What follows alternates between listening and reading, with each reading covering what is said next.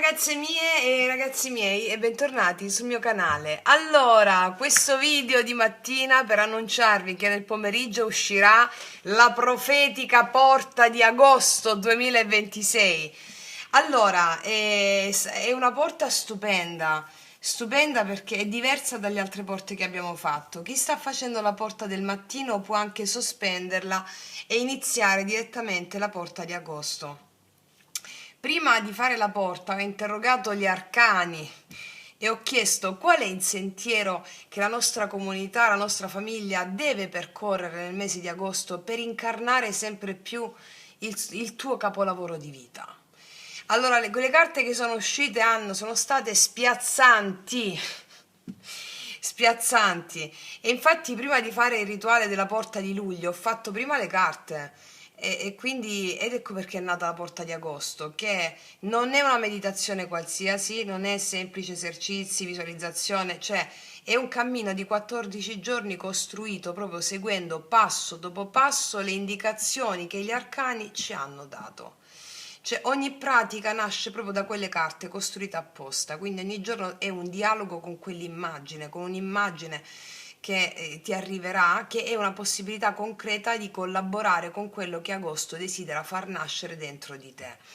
E per le ragazze nuove noi facciamo tarologia co-creativa realizzando veramente tutti i più grandi successi, proprio testimonianze reali.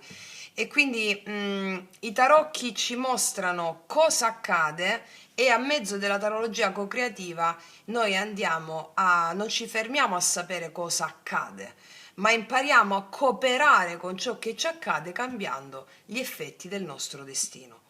E anche per questo motivo stiamo iniziando a registrare i segni zodiacali per agosto, tutti improntati su questa co-creazione. E andremo a vedere quali energie si manifestano nel mese per te, ma soprattutto come entrare in relazione con queste energie affinché diventano proprio le tue alleate nel cammino. Quindi, allora, molti mi chiedono, devo fare per forza la porta di agosto? Farei un minuto di silenzio. Allora, il mio compito non è quello di rendervi schiavi di una tarologia passiva o schiavi del vostro destino. Il mio compito è quello di rendervi liberi. Come mi sono liberata io, continuo a liberarmi tutti i giorni. Io vi passo la mia esperienza personale. Quindi, allora, se fate il rituale della porta di agosto, le letture di agosto sono un naturale proseguimento del percorso, cioè ogni previsione ha una sua pratica, no? E la pratica è proprio il modo di incarnare la co-creazione, il mago. Quindi, se non lo fate, il rituale va bene lo stesso, no? Cioè, però per collaborare con ciò che la vita sogna di realizzare attraverso di te, allora saranno esperienze straordinarie. Poi io vi seguo passo passo, come avete visto, rispondendo ai messaggi, ai commenti, alle mail, vi sto seguendo passo passo, proprio perché voglio che sperimentiate questa co-creazione stupenda. Ma tantissime di voi mi stanno scrivendo, migliaia di voi, che è il cammino più bello che abbiate mai potuto incontrare. Io sono commossa di questa cosa stupenda, perché per me è stata la stessa cosa. Ehm, allora, detto questo, io voglio vedere cosa ci raccontano in merito a questo portale che poi si apre una sola volta, no? Perché quelle carte estratte sono per questa porta, per questa volta, e il portale è aperto per te. Quindi, vediamo un po' che cosa mi dicono gli arcani. Mi faccio proprio ispirare, vediamo un po' cosa ci dicono in merito a quello a cui oggi diamo il benvenuto.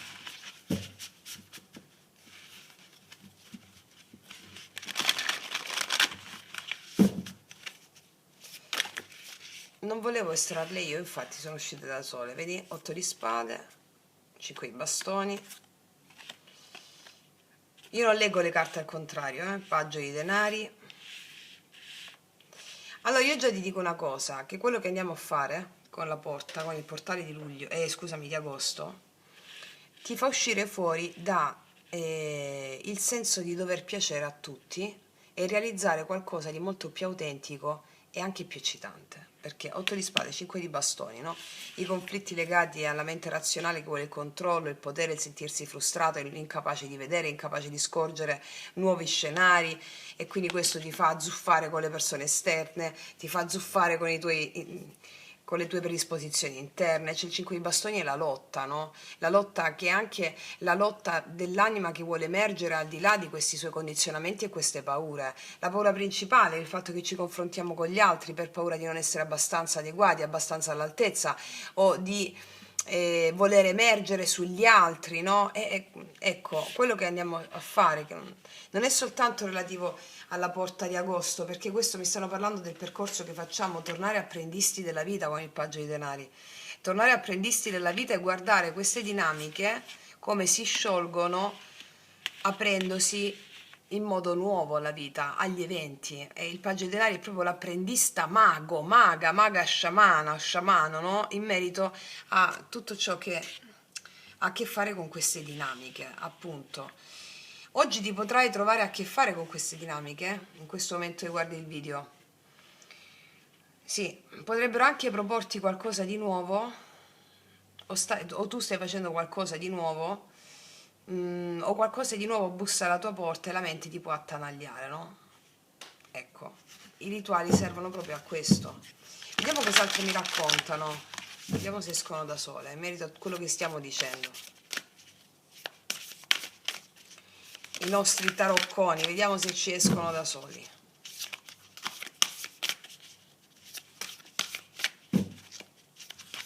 No, non vogliono uscire, si sono intimiditi. Bellissimo. L'otto dei denari, questo è il lavoro su di sé, cioè la più grande opera d'arte inizia proprio nel fare con grande passione quelle piccole cose quotidiane, il lavoro su di sé. E il lavoro su di sé, come se questo è proprio, cioè, questo è sulle ali della perfetta creatività coltivo il gioco del puro piacere, la grande formula psichica della creazione marginale, no? La formula magica. E torno apprendista della vita, torno a essere umile nei confronti della vita, nel senso mi metto in posizione di come se fossi uno studente di nuovo della vita. E questo a cosa mi porta? Porto tutto il mio bagaglio emotivo, esperienziale, tutto ciò che mi annebbia la mente, conflitti dentro di me e fuori di me, e l'otto di denari mi dice ci lavoro su e creo un'opera d'arte. Questo fanno i rituali, ti fanno creare il tuo capolavoro di vita. Vediamo cos'altro ci dicono.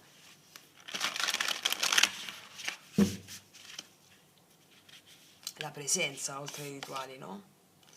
Sette di coppe, e il rituale ti permette anche di saper scegliere, di saper scegliere.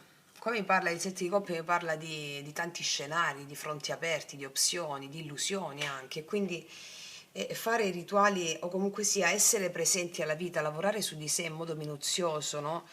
Minuzioso significa coltivare il momento presente a poco per realizzare il grande capolavoro della tua vita.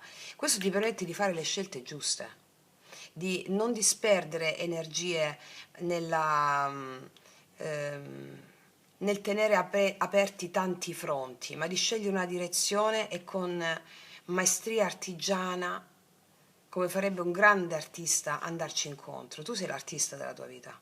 E questo apre, facendo in questo modo, è come se tu col sette di coppe, che è anche un'altra interpretazione del sette di coppe, tornassi a sognare. Tornassi a sognare, wow, no? E con la disciplina interiore ti permette di cogliere le opportunità veramente perfette per la tua anima, quelle che ti fanno continuare a sognare. Ok, cos'altro ci raccontano?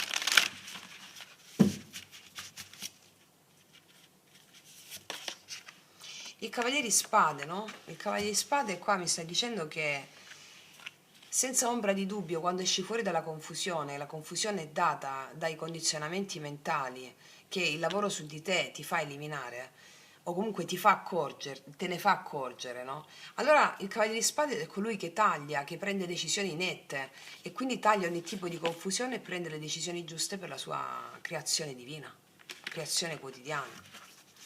Cos'altro?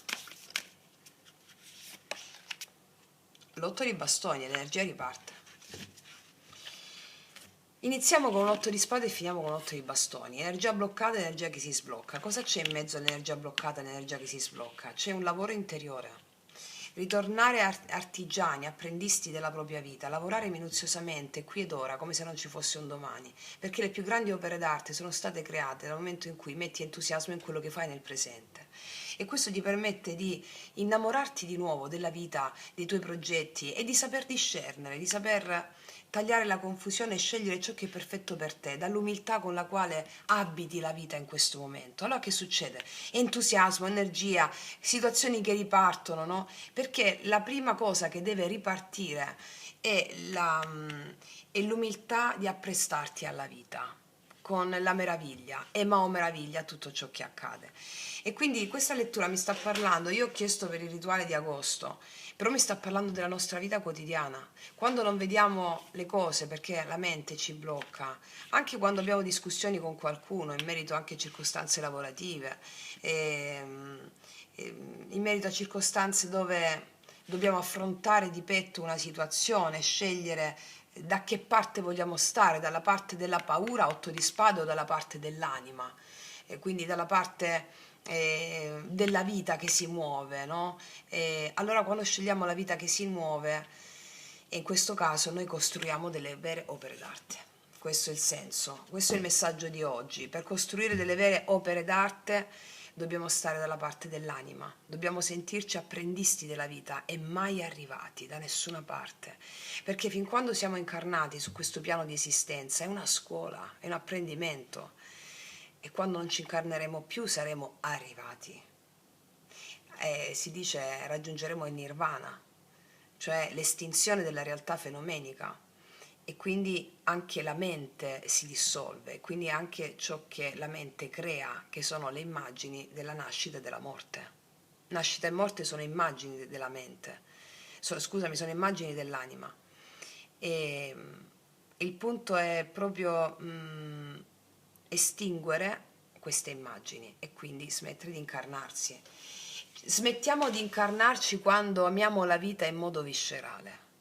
Quindi finché abbiamo la lamentela e ci approcceremo alla vita come arrivati, no? Io ne ho passate tante, ne ho sofferto tanto, basta, non ce la faccio più. Ecco, quello è una sentinella. Quando l'ho capita questa cosa mi sono fatta una grande risata. E quando ci lamentiamo sempre, le incarnazioni ci sono ancora, questo è il senso. Quando amiamo la vita in modo viscerale, quando raggiungiamo l'equanimità, vediamo la bellezza in tutto, allora non ci incarniamo più. Questo è il soldoni, quello che ho appreso profondamente anche nelle mie pratiche, nelle mie visioni, nei miei viaggi. E i miei viaggi di coscienza, viaggi fisici e di coscienza. Ecco, questa lettura ci sta dicendo proprio l'umiltà dell'artigiano sacro che diventa il grande maestro e co-creatore della propria vita. Vediamo cosa ci dicono i... Tu stai riprendendo? Sì. Vediamo cosa ci dicono gli oracoli. Quali oracoli vuoi mettere fra questi?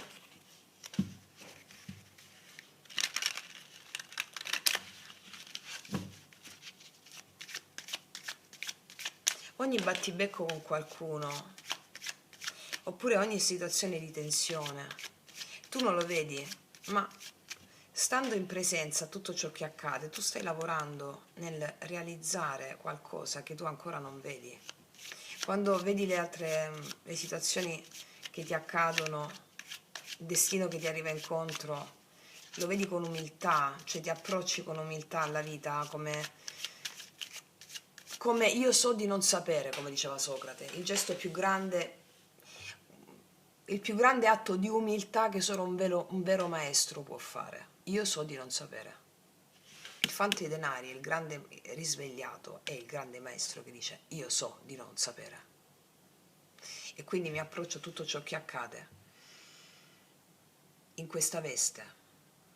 Questo ti permette di concentrarti sul presente, aprire la visione, prendere giuste decisioni, allineate all'anima, senza confusione, e accendere un fuoco dentro di te che ti permette di sbloccare tutto ciò che è esterno e seguire quel flusso. Allora, cosa ci dicono queste? Vediamo.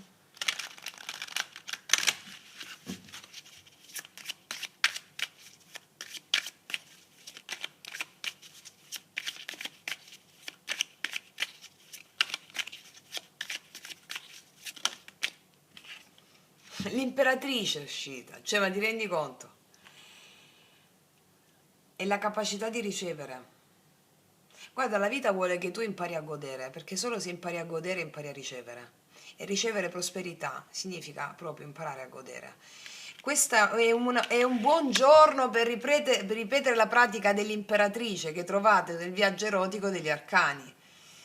Allora, l'imperatrice mi dice che è l'apertura del quarto chakra, ma non solo del quarto chakra imparare a ricevere, è lo sblocco dei chakra più bassi, primo, secondo.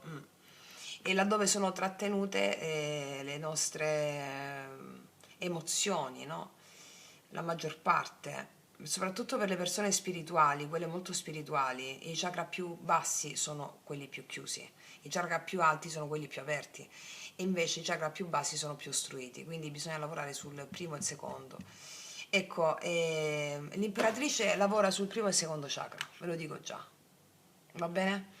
Perché magari in questa giornata, nei giorni precedenti, nelle prossime ore ti puoi trovare a che fare con una situazione che ti tiene bloccata. Magari un confronto con qualcuno, con delle persone. Magari vuoi iniziare qualcosa o a livello lavorativo ehm, c'è qualcosa che la tua anima vuole far emergere e che il confronto con gli altri stimola questo fuoco, ma hai paura del confronto, non sai che scelta fare. Tante sono le situazioni, siamo a migliaia. Io ti ho detto il comune denominatore per tutti. Allora l'imperatrice ti dice: tu hai diritto a ricevere, perché tu già stai ricevendo, te ne devi accorgere. E anche gli eventi che ti sembrano ostili sono quelli che sono i più, perché il fiore di loto non nasce nonostante la palude, il fiore di loto nasce perché esiste la palude. Quindi il punto è questo, è la materia, è l'anigredo, la materia quella più oscura da cui è la materia prima per far generare. Allora questa carta ti promette tantissimo, devi essere predisposta o predisposto ad accoglierlo, ok? Sì, vabbè, qua ci hanno indicato proprio la pratica dell'imperatrice perché ti risolve molte più cose di quanto io te ne possa dire in questo momento. Ok, vediamo cos'altro dicono queste.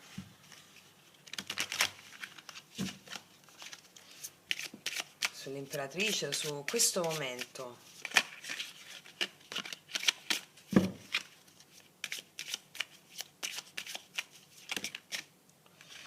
È destino che tu fiorisca, è destino.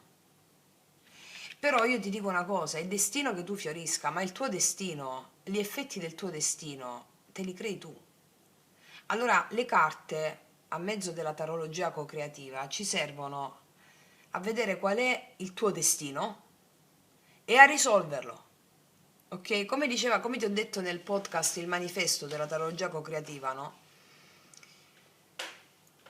Il punto è come abitare il tuo destino, perché noi abbiamo il potere del libero arbitrio che ci permette di scegliere come relazionarci agli eventi.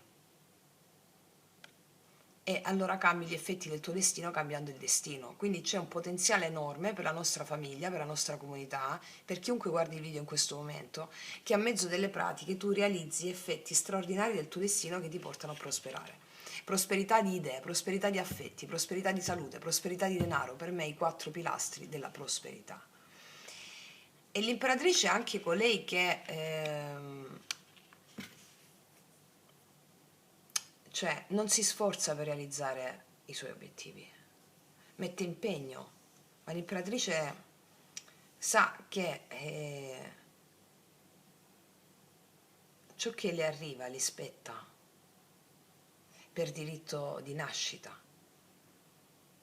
Però se abbiamo le paure non lo vediamo questo, e le paure noi, o i limiti della mente, li sciogliamo grazie al fatto di metterci nella posizione sempre di allievi della vita e non il saccente, no? Come succedeva a me a 20 anni. Lessi 2 libri di fisica quantistica, un paio di libri di Osho, avevo capito tutto e voi non avete capito un cioè, boom, boom, boom. Ecco, quindi sì, Non esiste un destino migliore o peggiore, ma ognuno deve compiere il proprio destino, come diceva Adler. E soprattutto, quando tu inizi a cooperare, a co-creare con il tuo destino, ti rendi conto che sei un grande artista. Ragazze e miei ragazzi, che vedevo di... che vi devo dire, è bellissimo. Vediamo un po' cos'altro ci dicono queste.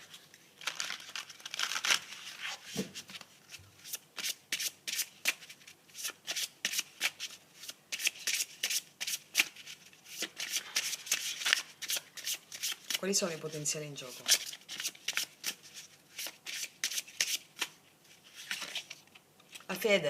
La fede, ormai lo ripetono con le trombe, la fede, la fede, la fede, la fede, confianza. La mia fede nella vita è evidente. La grande conoscenza e il grande amore degli dèi mi guidano il mio cuore e le mie decisioni. La mia fede è forte e sono fedele al mio cuore. Tutto si risolve e si sviluppa seguendo la volontà degli dèi. La volontà degli dèi. Volere e potere, diceva mia nonna. Io ti aggiungo, da maestra yoga sciamanico, che nella misura in cui la tua volontà individuale è allineata alla volontà cosmica, alla volontà della natura, allora tu realizzi obiettivi che la tua mente non poteva nemmeno immaginare. Che vuol dire? Che cosa vuol dire che la tua volontà individuale è collegata alla volontà cosmica? Te lo dico in una frase brevissima, proprio una cosa che il tuo inconscio la capisce subito. Quando vuoi una cosa, per capire se la cosa è allineata alla tua anima e veramente la vuoi, chiediti, ma questa cosa che io voglio, la vogliono anche gli uccellini? Questa cosa che io voglio, lo vuole anche il mare? Questa cosa che io voglio, la vogliono anche gli alberi? Cosa ne pensano gli alberi, quelli che stanno qua di fronte a casa mia, di questa cosa che io voglio? Allora la tua mente dice, ma questa è scema. No! Ma il tuo inconscio ha già recepito il messaggio, sa già la risposta. Ecco, segui quella risposta lì, quella è la fede che ti fa prosperare nel tuo destino, come co-creatore indiscusso della tua realtà. Ragazzi e miei ragazzi, detto questo ti auguro una giornata prospera, bellissima, piena di fede, non di speranza. Chi di speranza vive, disperato muore, diceva mia nonna, ma la speranza proprio anche a livello etimologico, senza farvi adesso tutta l'etimologia della parola, però è proprio che quella cosa non ce l'hai, significa. Viene dal greco, no? E quindi quella cosa non ce l'hai, quindi la speranza è una fede passiva. Il destino ti attraversa, tu lo vedi passare e ti vedi la vita davanti viversi da sola, senza che tu sei partecipe, ma la vita è tua, quindi tu puoi agire. Quindi la fede invece è la resa attiva, cioè io agisco dentro e fuori a mezzo dei simboli, delle pratiche, del linguaggio con le immagini che mi capitano, che mi arrivano. Detto questo, ragazzi e miei ragazzi, io vi abbraccio fortissimo, noi ci vediamo dopo e come sempre che tutti gli dei ti benedicano. Mua.